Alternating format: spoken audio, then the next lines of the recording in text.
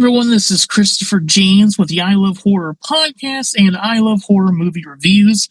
I'm excited to be here with another independent horror filmmaker. Today I'm here with Meera Menon, as well as Kiran Deol, writer, director, and also the star of the, can I say, Sundance hit horror comedy, Didn't Die? It should be specified as that. It's really fucking good. Anyways, welcome. Thanks so much for having us. I know that was such a weird intro, but you guys are good sports. I'm so self-conscious. It's, you see your face and you see that you have a double chin in the camera, and it's like that naggy, high school bully, there. Kiran, you do comedy, you get it. I was thinking about this. It's like, because a lot of auditions now are over Zoom, Oh yeah. and it's kind of a hat trick of I don't care for it, because it's the whole point is to focus on the other person you're talking to. So there's something very weird about looking at yourself. So I do the hide self view a lot, but then sometimes you end up like, I don't know, you end up coming too close, or you don't know where, it's like, where do you sit or whatever. Oh, 100%. Anyways, I definitely want to give you guys the full attention for this movie, because this movie was so good. I loved it. I'm a big fan of indie horror. I'm a big fan of horror in general. I'm a big fan of horror and comedy. But this movie had a lot of emotional depth to it, too. So, Meera, with you being, behind the scenes, kind of the one who created the whole magic with this, what was your overall goal with this movie? Did you want it to be kind of a hybrid genre, or did you just want it to be just one of those beautiful pieces overall? Both. I definitely think it was like inspired by both like a comedic process, like putting funny people together and like improvising a lot, but also by my love of the genre and kind of the origins of the genre and the origins of zombie lore in general, and the kind of an interest in exploring loss and meaning, and trying to find meaning in kind of life as the focus of the story, rather than just survival and action, though I really appreciate those things because of the scale at which I made this and the intimacy with which I wanted to make it. I wanted to tell a story in that world, but that was kind of pointing its lens slightly elsewhere. Awesome. I love that. And, you also have the wonderful Kiran Deol here, who not only is an amazing actress in this movie, but also an amazing stand-up, who I got to enjoy your stand-up special recently. I loved it, by the way. So well done on that. What got you interested in this project? I think Meera, period. Meera, yeah. Meera was like, would you do this? And I was like, yeah, let's do it. Why not?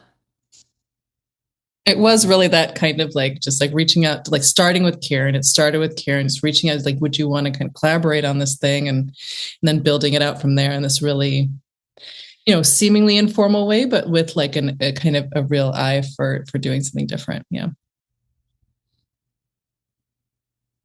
Yeah, absolutely. And I gotta say, I do love, and I'm assuming this is just because I'm a horror nerd, I'm assuming you did it this way. Most of the movies in black and white. Was it kind of a nice George A. Romero kind of homage, or what was the choice behind that? Totally. It was totally inspired by Night of the Living Dead and that kind of like 70s, like kind of proto-zombie cinema, like The Last Man on Earth and Carnival of Souls. The kind of the black and white photography from those films. It was 100% inspired by that, but then also technologically, like the camera we used is a true black and white camera. It's like the sensor recorded only black and white. There's no color information. So when you're making something super indie, it really helps to like have extra information with which to capture light. Basically, these cameras, they're black and white cameras, these red cameras, but they're that much more sensitive to light. And I think the beauty of light and the beauty of nature is a really important thing. We want to be able to capture that photographically really well. And then I think story-wise, just the kind of flattened space of black and white really captures, I think, the mood and the atmosphere of living in the apocalypse. Yeah, and it's a very unique story because, one, you have Kiran as a podcaster during the zombie apocalypse, which is probably what I would do. I would still podcast. I don't care if there's a fucking zombie virus going around. I still want attention. You know, us creative types, we're attention whores, so I'll still do it. But also, there's a lot of, depth not only to the story, but Kiran, with your character, because, there's happy moments, there's a lot of great family moments, stuff like that. What was your process in creating this character? Did you use some of your past experiences from some of your other great roles, maybe your stand-up, to kind of perfect it? Yeah, I think we're looking at, I thought what we did work on quite like memorably was like just the arc over time. Like watching someone, I think one of the coolest things with like movies is that you watch somebody grow and change over time, which is, very different than television or even than comedy a lot of times, right? It's like a lot of times like sitcom is the perpetual middle, right? It's a character staying in the same state or almost like a clown. So how do you go on a journey with this person and how do you make that feel very real? So like kind of what's her secret, I think, like what's underneath the drive to make stuff, and I think figuring out how to express how this character grapples with grief. Absolutely. And, I think this is one of those, like I said, it's a unique movie, and I know you guys did a lot of the indie circuit. How do you feel going from the indie circuit to it being theatrically released? I believe March 6th is when it's coming out. Yeah, that's it. March 6th. Mark the I did my calendar. research. Yeah. I mean, to get a theatrical release for any like indie movie in this day and age is truly like a gift. Like it's not something I assumed going into a marketplace like Sundance, but I think we're lucky that there's such a passionate fan base for this genre in a way that like still coheres around theatrical screenings, and we should really treasure that because it's a really tough business. It's a dying business. It's like releasing. I keep saying releasing an indie film in this day and age feels like podcasting in the zombie apocalypse. Like, will anyone go? And I think we know that this genre, this world of kind of movie is still really, it's something people still want to go to the movie theaters for. We hope. Right. And honestly, I wish I would have seen it on the big screen. You guys were at Sundance, which is, can't tell with my background and me being in the back of a car. I'm in Utah, so I kind of wish I would have gone and saw it at Sundance, but I wasn't able to go this year. But I've heard good things about it, not just from Sean, but also seeing the movie and stuff like that. So I have to ask, how was your experience at the Sundance?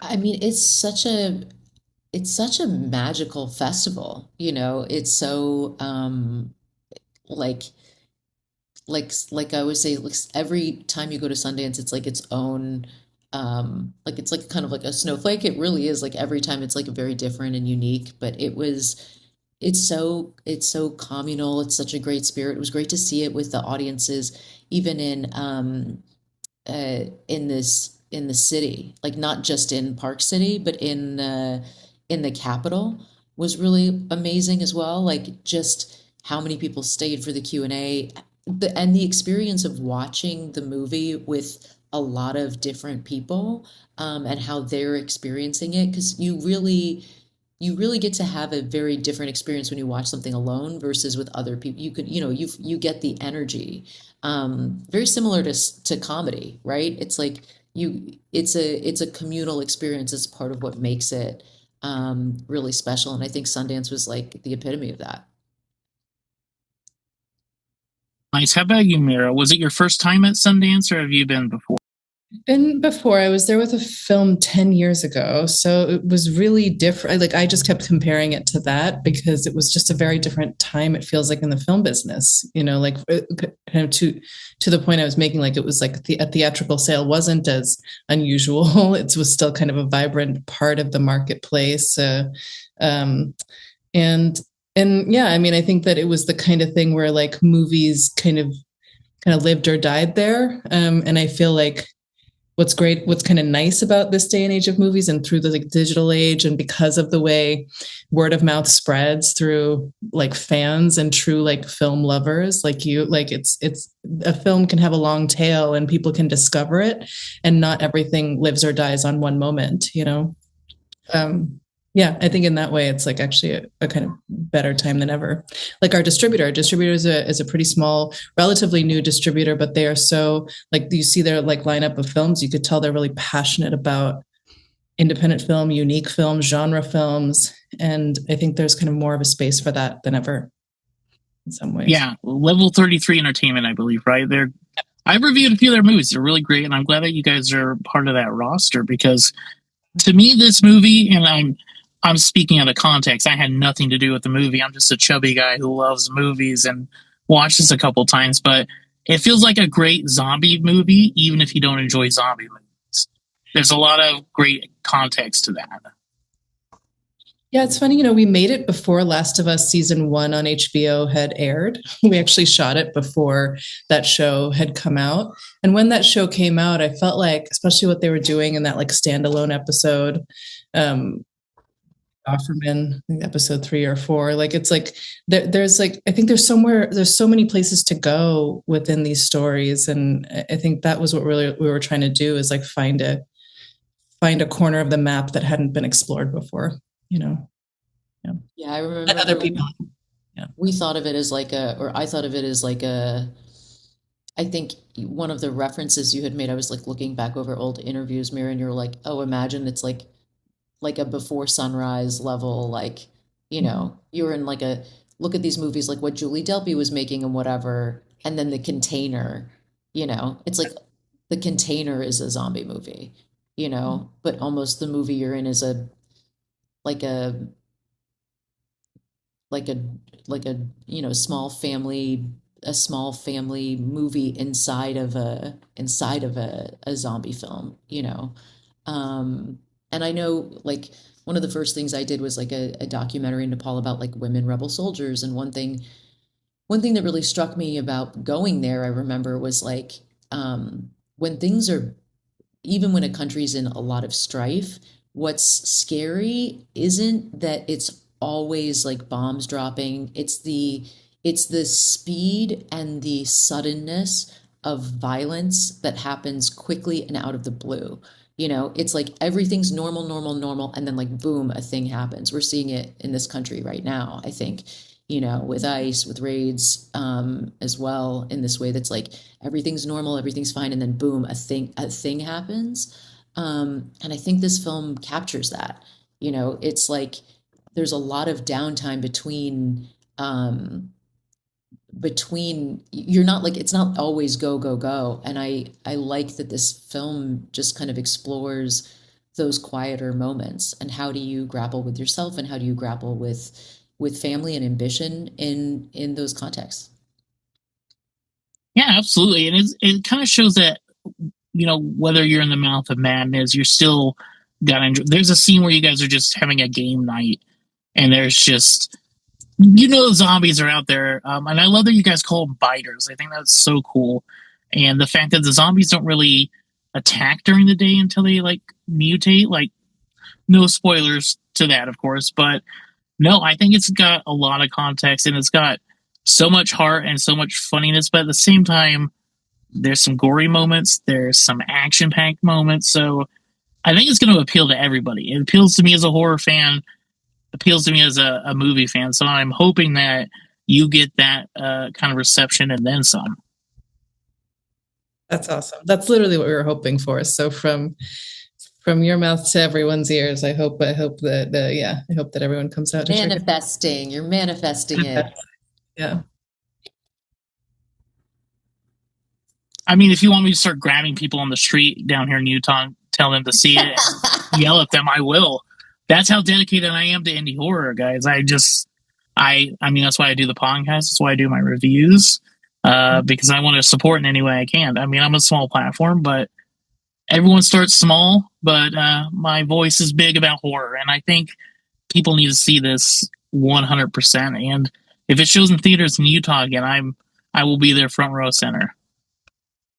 That's awesome. I mean, it's like the spirit that you have that, like, I think is like the spirit of Kiran and the character in the movie. Like, just like you gotta like be out there on these streets, getting people to go to movies still. Like, it's like they're still great. They're still worth going to. Like, don't like get off Oh yeah. TikTok unless this is like on TikTok. Well, it might be, but fuck them anyways. I don't care.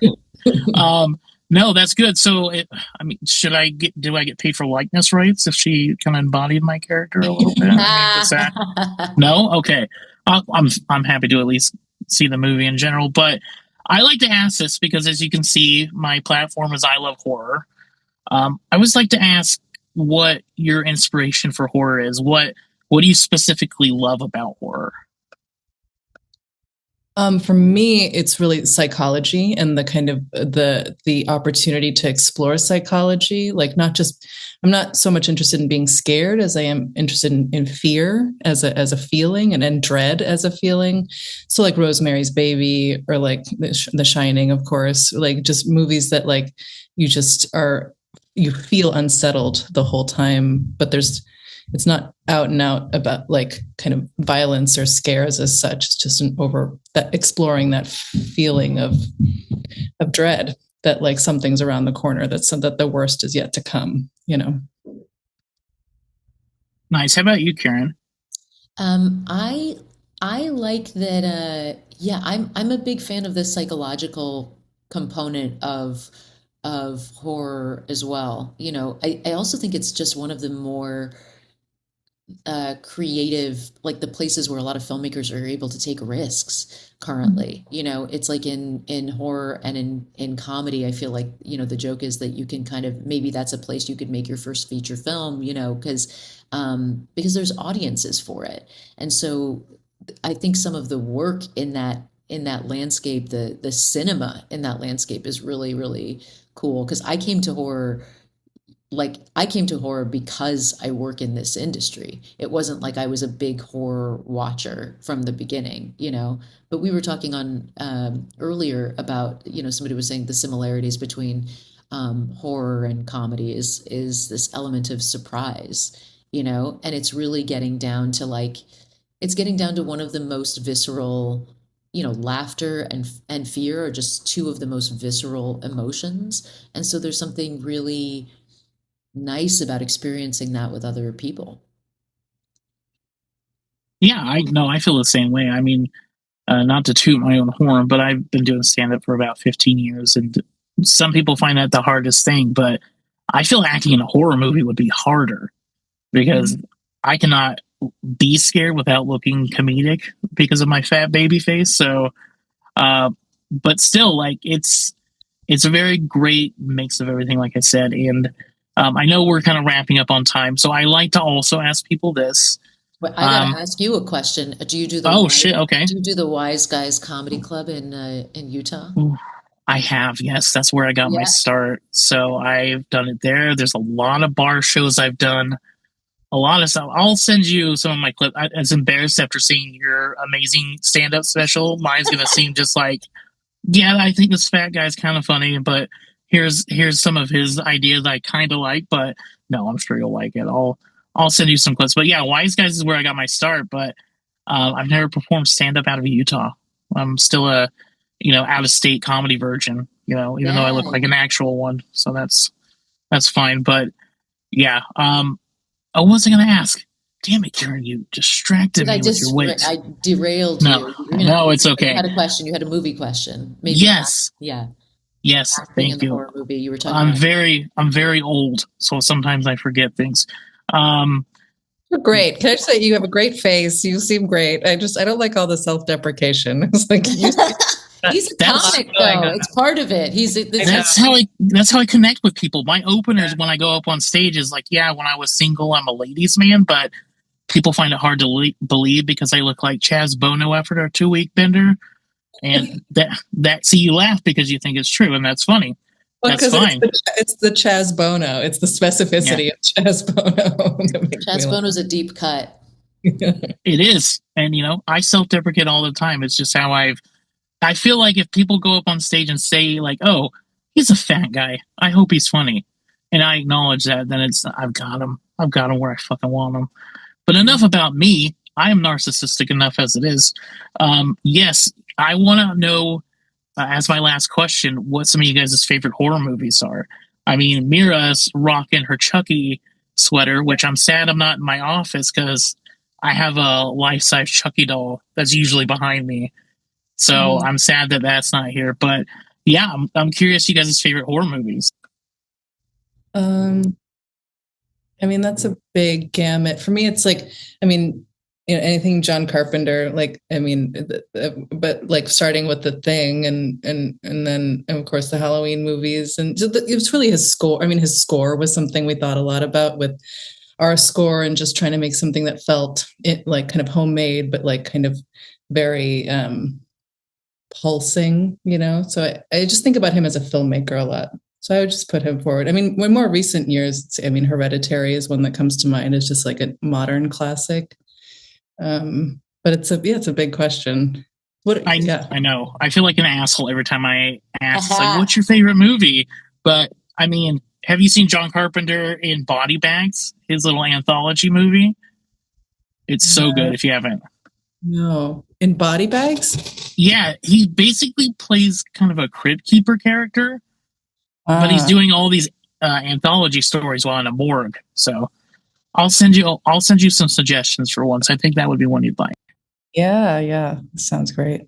I like I had time to think about it because Meera had to go first. So I thought the original. I remember watching the original Saw movie and being like, I remember that when I watched that movie, I was like, what is going to happen next? Like that's so hard to do in a movie to make you really feel like it started like it was like a Jean-Paul Sartre like No Exit, that first 30 or 40 minutes just like in a room with the guy, and I was like, truly, what is going to happen next? Like this is wild. Like this is a really wild ride, and I thought the writing at the top of that was like pretty incredible, you know. And then I watched Rosemary's Baby very late. And I remember thinking, this thing really holds up. People were right. People are really right about this. This thing is, you know, sometimes you watch something after there's been a ton of hype and you're like, whatever, or it didn't like quite live up to the hype for you. And I remember watching that movie and being like, this is insane what he accomplished with, it's like apartments, you know, there's very little, it's not even the effects. It's like, this could be shot today. It's so small, really, the film, you know, and it really puts you in the headspace. Like you really feel for this woman, you know, and her position, and the performances were incredible. So I guess those are two that I, I mean, architecture, the way like architecture functions in horror is something, I mean, I would have loved to, like, if we could have spent, you know, 2 months in that house. We spent 2 weeks, you know, just kind of loosely filming this scene in this movie and then kind of really narrowing down on its specificity. But the concept of, like, I mean, like Haunting of Hill House is something else that comes to mind in recent memory that just really in terms of execution and what's possible in terms of using a camera to explore space and tell story and explore fear, all of these things.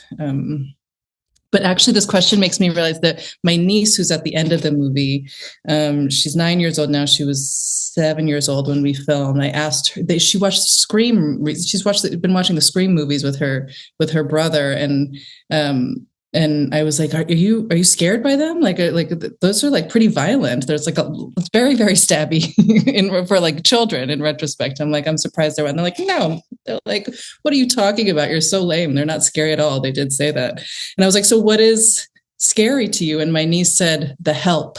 The movie The Help was scary to her because she was like, that really happened. Like segregation and racism is real, and like the kind of nonstop gore fest and stab fest of the Scream movies is like not scary to them, which I just thought was really interesting. Yeah. That's like a college essay. I know. She just said, it's like, that's great. Like it's, you know, what's scary? The Help, you know, and it's like Viola Davis would be like, hard agree. I was like, this is a 9-year-old. I was like, what? Like, I don't know. Yeah. These kids, they're such sharp viewers. They've seen everything already. They've watched like every movie already. They're like, it takes a lot to really push them, you know? Oh yeah, and living in Utah, people get mad that I do horror content. I have to tell them, have you gone outside? The world these days is a lot scarier than some fucking guy with a chainsaw. Excuse me, sorry. Like, Yeah. yeah, and I'm not 9 years old. I'm 40, and so she's ahead of the curve with that one. So yeah, you got a smart cookie there. Yeah, I just think it's interesting. What is a horror movie in this day and age, right? Given our realities. Well, I mean that Kid Rock and RFK video of them, dancing and doing coke and working out is probably the scariest thing I've seen in about 10 years. So yeah, 100%. Yeah. Put that on. Ghoulish characters, really ghoulish. Oof, God, yeah. Ghoulish. Yeah. So I don't know. Real life to me is scarier, but it's almost like horror movies are now comforting because of that aspect. And I mean, I have no room to talk. I'm a chubby white guy, and there's a lot of people who suffer a lot more than I do. But yeah, I'm going to kick somebody in the dick if I see him treating somebody differently. So I at least have that integrity. So yeah, we got all political. Sorry, I hate that. But I'm so excited for people to see this movie March 6th in theaters. What do you guys have next? Do you guys have anything to plug? Is there any other projects coming up? Meera, you want to go? I mean, just this. I mean, I just want people to get out and see this, rent this when it's on VOD later in April. But yeah, this is the focus right now, and then we'll see. But, yeah, and I'll be touring. I'll be doing stand-up and working on the next special, and on the internet. But yeah, same. Want people to go see. It's such a feat to get a movie made and done and out into the world. And so this is like the final push, and it's like now people go see it. So hopefully people love it, and we find 1 million more of you. Oh, I'm one of a kind, lady. There's nobody else. If you ask my wife, I'm one of a kind, but she just says that to make me feel better. I mean, it's okay. But no, I'm going to have a nice glowing review for you guys. Spoiler alert on that. So I'm going to say burying the lead after all of that. It's like the wife references. Wow. I have to let ladies know that I'm married because I'm a very handsome, charming gentleman. If I don't reference that at least 10 times, you'll fall in love with me, which is yeah. See, Meera, look good for my ego. Look at this. Turned around. This turned around. Yeah, I did that mainly for Meera. I was going to say I'm a handsome, talented gentleman, and I was only going to say that for Meera, but that's fine. Yeah, we're going to use this space. I like this. Too. Yeah, yeah. Maybe I'll get some nice, cute photos done like this. Yeah. This one? And just send it to you. Yeah, why not? I don't know. Do people still do that? I don't know. I'm too old. No, I hope that people see this movie. I will make sure on my side with my review, I will spread the word, and then hopefully have you guys on the podcast so we can have a little bit of a longer conversation besides, my lunch break from my shitty job that I unfortunately have during the day. But where can people follow you and keep up with everything you're doing? I'm ShitfromKiran, shit like the poop that comes out of your butthole from Kiran. What? Yeah, on all platforms, ShitfromKiran, and I'll be, posting about the movie and promoting the movie. And I think is it Meera? Is it Didn't I Film? Didn't I Film on Instagram? Yeah, that's mainly where we're kind of collecting and keeping people informed on screenings, because we're starting at AMC theaters in March 6th and select theaters, but we're hoping, every day we're hearing of more theaters that are picking it up on the AMC network, and we're having some screenings in LA later in March at the Lemley theaters. So if people just stay tuned on those channels, we'll be posting a lot about it. Awesome. Well, I hope I can do whatever I can to get some meats in the seats, as they used to say in my day. So I really love what you guys do. Kiran, if you're ever doing some Wise Guys, let me know. I will be front row center. Yeah, I will definitely be there. And Meera, if you're ever doing anything in Utah to promote a film, let me know. But any other projects you guys have, please keep me posted. I will be happy to champion for whatever you're doing. So appreciate it. And Fandango for tickets. Ooh, yes. Okay, I'll add the link in the description of this video. But yeah, thank you so much. And I hope you guys have a great rest of your day. Thank you. This was lovely. You're awesome. All right. See ya. Bye.